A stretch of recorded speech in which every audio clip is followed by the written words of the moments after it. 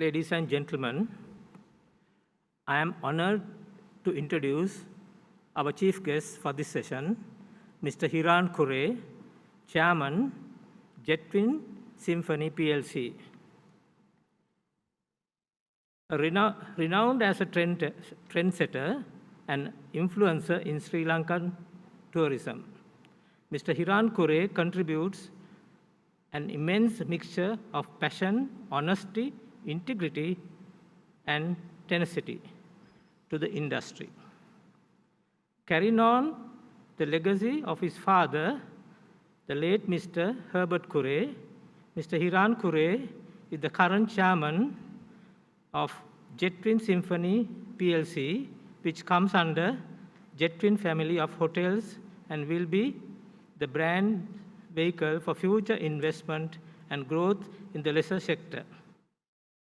He is the chairman of the Lighthouse Hotel PLC, as well as several other privately held properties managed by Jetwin Hotels.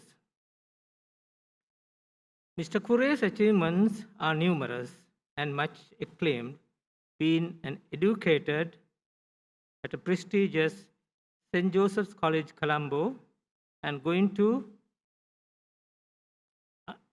the University of Carolina, USA, and later following a general management course at Cornell University in the United States.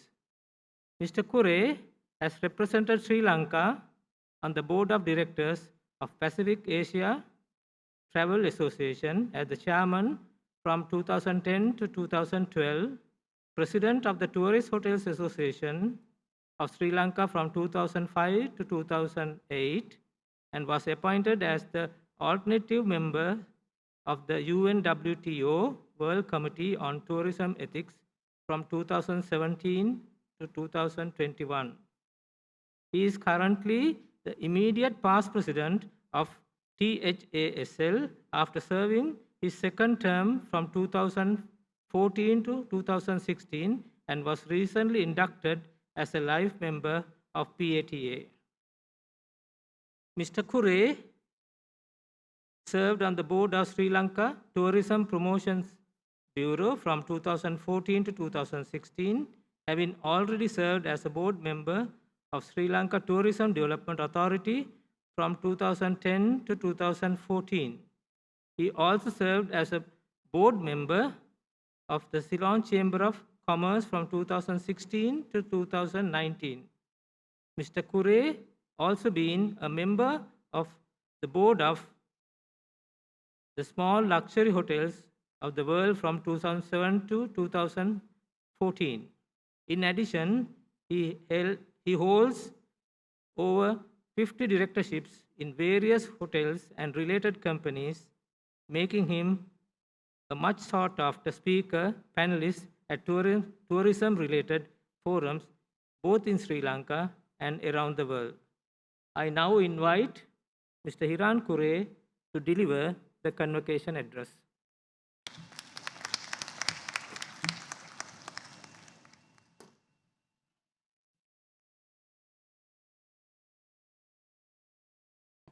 Chancellor, thank you for the introduction and for the invitation.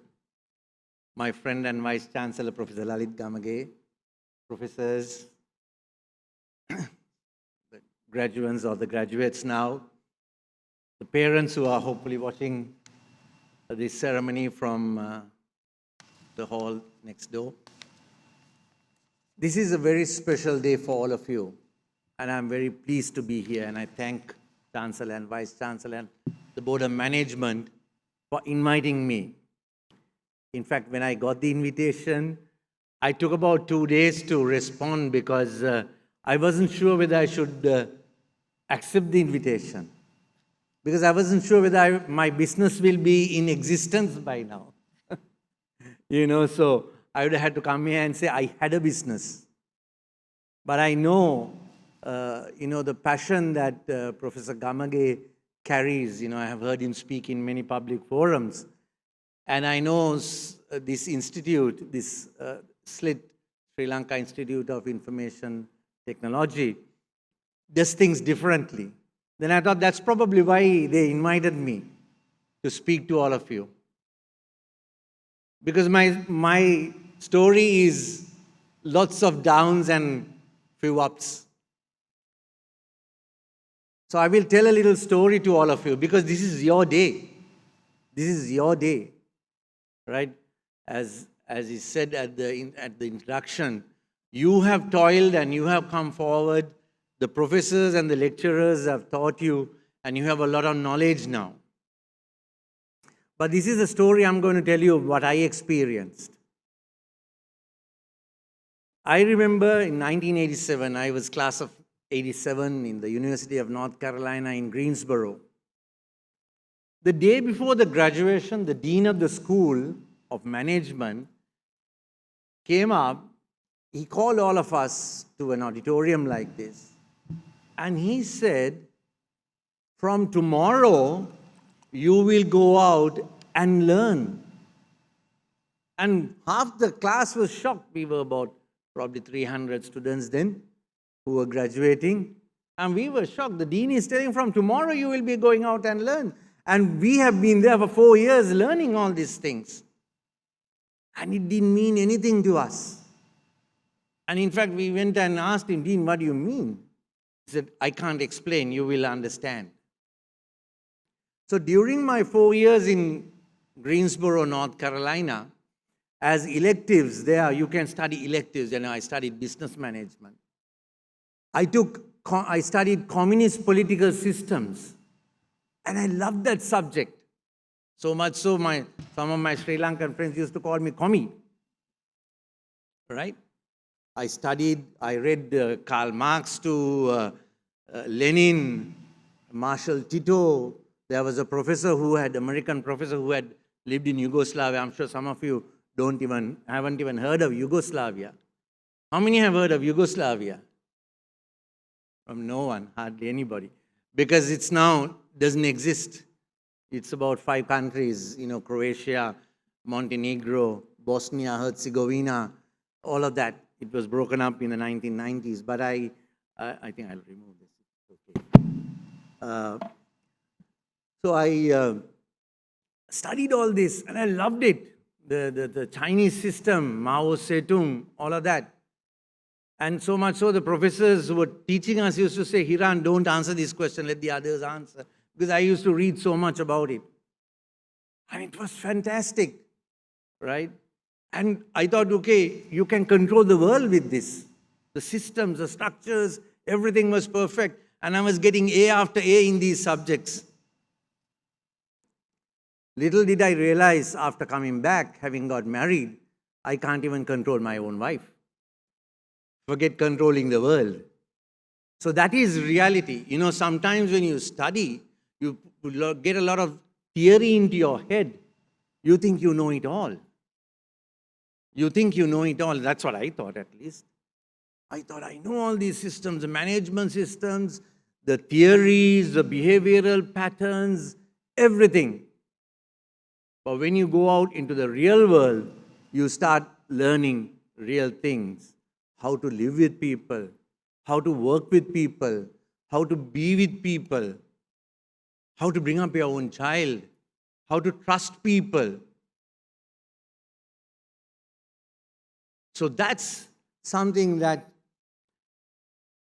took me a while to understand.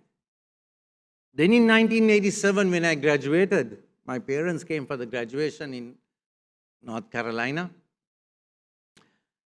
Obviously, all of you were not born. Some of you were born and working or studying at that time. My father said, you have to come back. My father had not interfered in my life because at school I didn't study very much. I played cricket. I didn't study very much.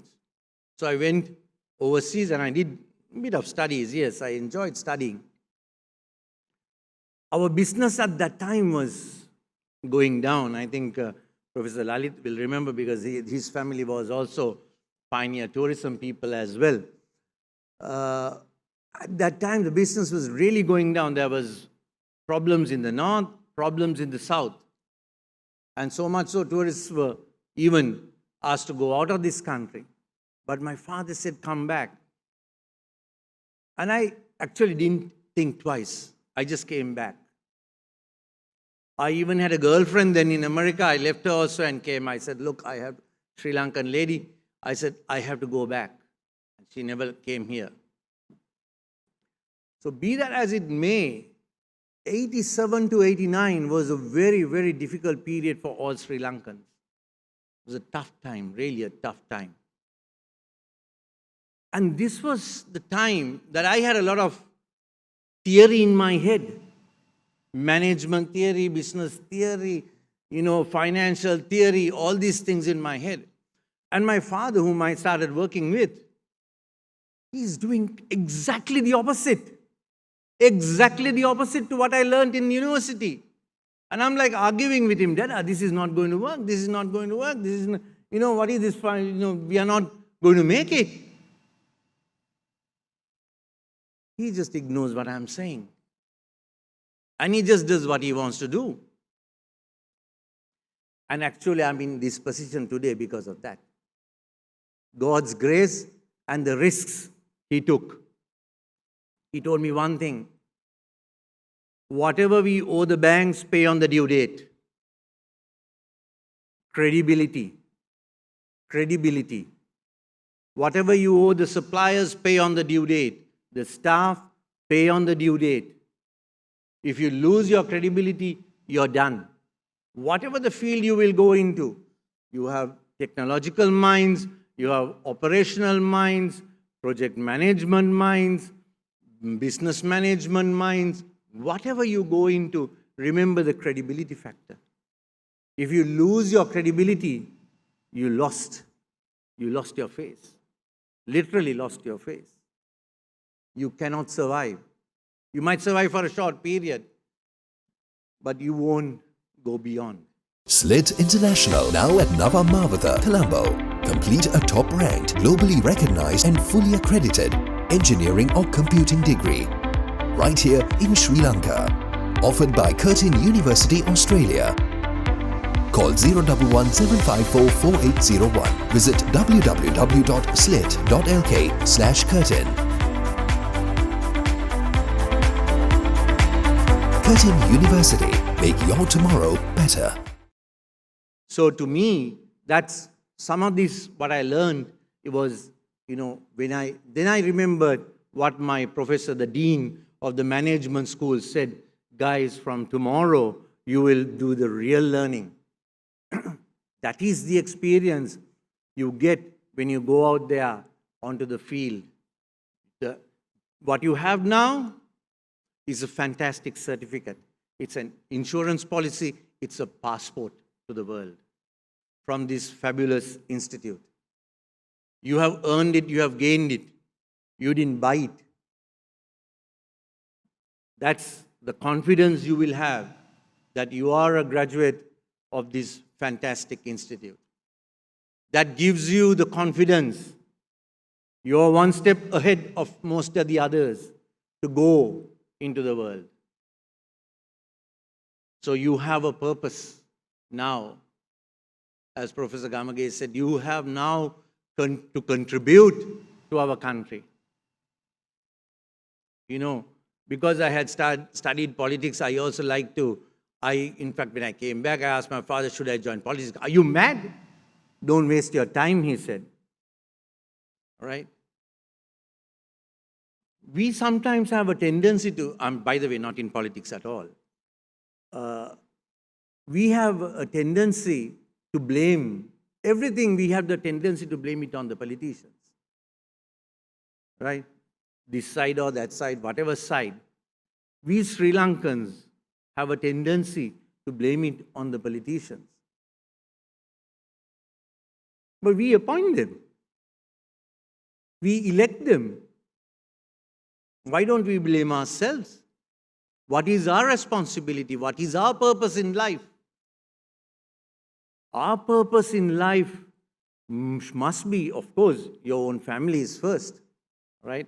As Mother Teresa of Calcutta says, if you don't love your own family, if you don't love your mother and father, if you don't love your husband or wife, if you don't love your own children, don't go to solve the world. First and foremost, love those who are closest to you, then you love your neighbor, and then you contribute to the country, to the economy. All of us have a responsibility to get away from the blame culture and go into the contribution culture. If we contribute to the economy, to our country can flourish. That is why these institutes are there. That is why your parents have sacrificed and sent you here, so that you graduate and you go out into the world and into our own country and you contribute to our economy. Think about it. What is the real purpose in life? You will have a great... I have no regrets at all for coming back in 1987. I have absolutely no regrets. Sorry. Because for me to see that we have done something, now we are really struggling. From a business point of view, those who are in tourism, close to 2 million people depend on tourism in this country at a bigger level and a smaller level, they are struggling. And we will continue to struggle for a few more months. We have gone through probably the worst period, 1 year of complete disaster. Of course, that began with the bombing on Easter Sunday in 2019, April. With that, tourism crashed, and this was a double whammy, where the international borders closed and the rest of the world, or the whole entire world, literally closed up. And we have now, I can tell you, some of you may have studied business and finance. A company that we managed, which was literally most of the company is private, but some of it is public. From a company that was making probably a 1.5 billion rupees net profit, we probably end up this financial year at about 1.8 billion loss. So it will take us, probably, God willing, another 3 years, when tourism resumes properly, for us to get back on our feet again. But that is the resilience and the love and the passion we have. People call and ask me, are you able to sleep? Only my wife will tell you, yes, I do sleep very well. And I know, and with the faith in God, that we will do very well in tourism once again. Here at SLIIT, there is a desire to make people move a little differently. We are adventure seekers, record breakers, and trendsetters. We learn from the best. We innovate, lead. We inspire. We are here to change the world. SLIIT, a tradition of excellence. At the moment, the whole world is scared of this virus. If you really look at it, this is my view, I don't have any scientific knowledge. And some other doctors have also mentioned privately. In Asia, this virus reacts differently to what is happening in Europe and Americas. You look at the government website and see how many people have died of this virus. I don't have to tell you anything else. But the whole country is scared. I'm living in an apartment complex in Colombo. There are some ladies who have not come out of that apartment. So maybe this university should do a study on the psychological, social, and the economic impact of this closed lockdown. It's tremendous. I was watching most of your faces coming up. Less than 10 of you smiled when you were taking the certificate from Chancellor. I was watching every one of your faces because that's the time that you were taking the mask off, so I could see all your faces. I don't blame you for not smiling. That's what we have been put down to. That's what we have been put down to make believe. We cannot go on like that. Cannot go on like that. We have to move out, get out of the shell we are in now. Not only tourism, everything else. Probably none of you are thinking of joining tourism now. Earlier, tourism was a sort of business, but tourism will come back. Remember that. Tourism was contributing 5% to the local GDP, Sri Lanka's GDP. Now it's probably this year is literally nothing. But it will come back, and it should contribute close to 10% of the GDP. That is when the country will benefit from tourism. When we are able to contribute at least 10% of the local GDP. Because tourism is one thing that filters down the money that comes in, the foreign currency that comes in, filters down to everybody, not only companies like ours. You know, many people along the coast, in the mountains, in the wildlife areas, they all benefit from this industry. So it will definitely come back. It'll take time. So that is where it requires that gut feeling to stay on, not give up. Right? So that's a message I like to leave you with. That don't give up. A lot of youngsters we see today, you know, in companies, in places, you shout at them, they just throw away a job. They throw away a job, right? They don't think of the future. They don't think of what they want. They just give up. Don't do that. Move ahead. Keep your commitment, keep your passion, keep your love for the country strong. You will do very well. You will do very well. Credibility is extremely important for all of you. Don't lose that credibility. Whatever you do, wherever you go, keep that very high.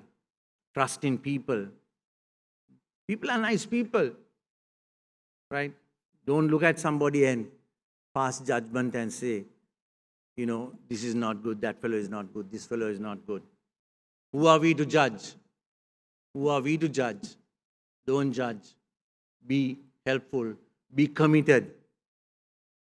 All of you will do very well. This is a fabulous institute, and I'm very, very honored to be here with all of you. And I look forward to hearing about your success in the future. That is something that will give all the professors, all your lecturers, everybody tremendous joy and satisfaction. It's not only a business, it's a love, it's a passion. And I've seen that in many, many occasions from, you know, the way Professor Gamage speaks at forums, how this institute has been built up over the years. Continue that. Continue to contribute to this success as well. Don't walk away from here and think you're done and you'll never come back again to SLIIT. Don't look at that. You are the alumni now of this institute, of this university. Continue to work with this institute so that it goes from strength to strength. The other students who are there benefit from your experiences in life. I wish you God's blessings and wish you every success this life can bring you. Goodness, happiness, lots of good health. And don't be frightened of this virus. That's not going to kill you. God bless you all.